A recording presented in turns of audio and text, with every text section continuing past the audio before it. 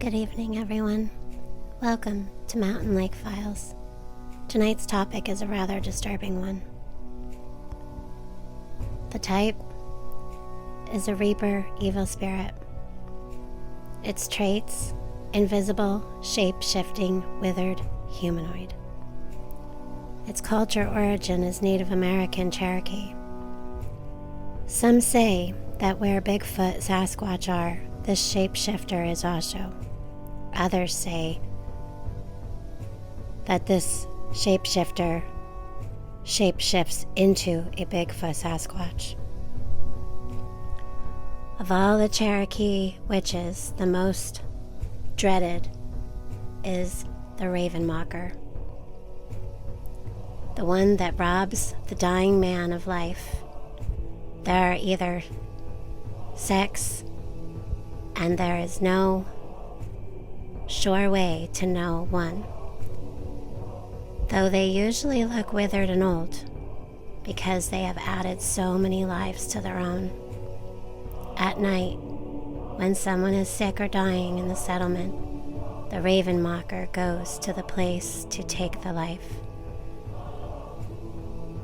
He flies through the air in a fiery shape, with arms outstretched like wings, and sparks trailing behind, and a rushing sound like the noise of a strong wind.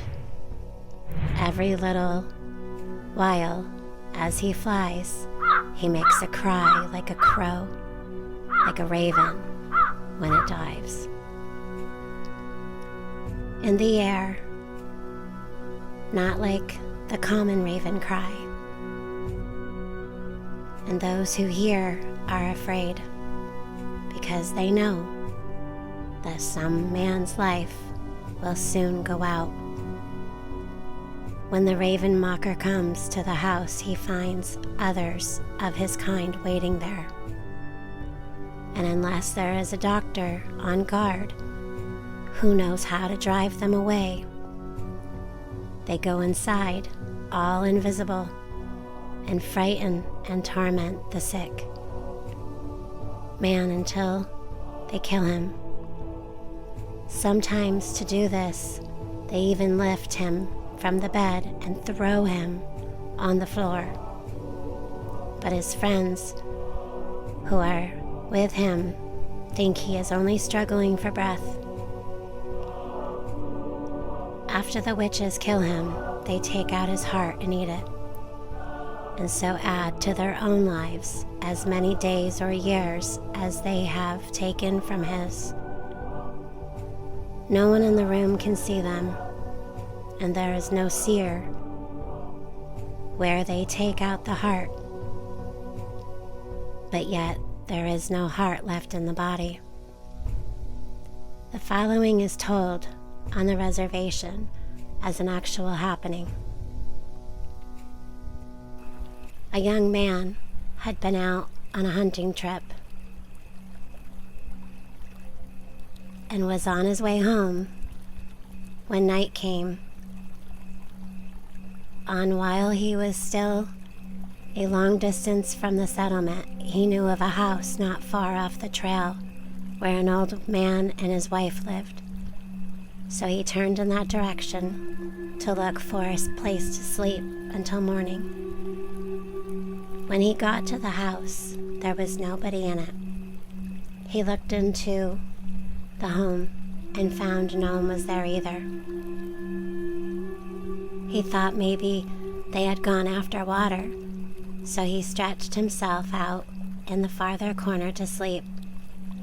Very soon, he heard a raven cry outside, and in a little while afterwards, the old man came in, sat down by the fire without noticing the young man, who crept in the corner still. Soon there was another raven cry outside, and the old man said to himself, "Now my wife is coming home." And sure enough, in a little while the old woman came in and sat down by her husband. Then the young man knew they were Raven Mockers, and he was frightened and kept very quiet. The old man said to his wife, "Well, what luck did you have?" "None," said the old woman. "There were too many doctors watching." "What luck did you have?" she asked. Her husband replied, "I got what I went for," said the old man. "There is no reason to fail, but you never have luck. Take this and cook it, and let's have something to eat." She fixed the fire, and the young man smelled meat roasting and thought it smelled sweeter than any meat he had ever tasted. He peeped out from one eye, and it looked like a man's heart roasting on a stick. Suddenly, the old woman said to her husband, "Who is over in the corner?" "Nobody," said the old man. "Yes, there is," said the old woman. "I heard him snoring." And she stirred the fire until it blazed and lit up the whole place. And there was the young man lying in the corner. He kept quiet and pretended to sleep. The old man made a noise at the fire to wake him, but still he pretended to sleep. Then the old man came over and shook him, and he sat up and rubbed his eyes as if he had been asleep all the time. Now it was day, light was coming near, and the old woman was out in the other house getting breakfast ready. But the hunter could hear her crying to herself. "Why is your wife crying?" he asked the old man. "Oh, she has lost some of her friends lately and feels lonesome," said her husband. But the young man knew that she was crying because he had heard them talking the night before. When he came out to breakfast, the old man put a bowl of corn mush before him and said, "This is all we have. We have no meat. We haven't had any for a long time."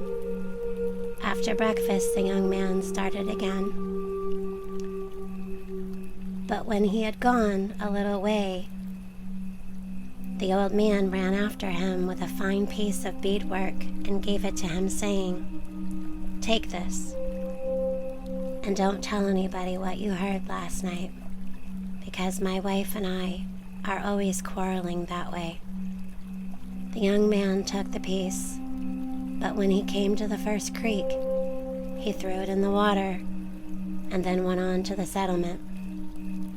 There he told the whole story, and a party of warriors started back with him to kill the raven mockers. When they reached the place, it was 7 days after the first night. They found the old man and his wife lying dead in the house, so they set fire to it and burned it, and the witches together. Now remember, the hunter threw that piece of jewelry in the creek. We don't know where this happened, but if you're out venturing through the woods and come to a creek, or maybe by now washed up, and you find a piece of jewelry, it just may be from that old man, Raven Mocker. Now I'd like to go back and talk about the Raven Mocker, this evil spirit that was most feared of Cherokee witches. According to Cherokee mythology, it robs the sick and dying of their hearts, normally appearing as old withered men or women, or turning completely invisible except to certain medicine men. They take to the air in a fiery shape with the sound of a raven's cry and a strong wind as they hunt for their next victim. After tormenting and killing their victim by slitting the victim's head, they consume his heart. doing so without leaving a mark on the victim's skin, and added a year to their life for every year that the slain would have still lived.